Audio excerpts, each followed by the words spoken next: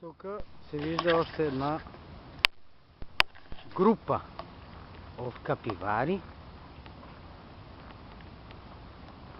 и от другата страна е техния най-голям враг, който добре си ги похапва.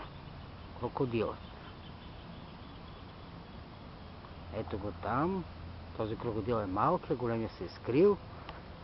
Всъщност тук има около 15-20, може би повече крокодили. От най-малки размери до най-големи. Да. Ето е отзад джунглата. Непроходима и тъмна.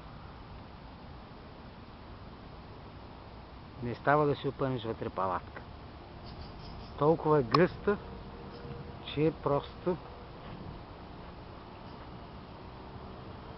не се вижда нищо. Това синьото, което се вижда в далечината, това са басейните на университет. Ето. Вече слънцето хваща и не се вижда добре. От другата страна е главния път. Така. Другите капивари почиват.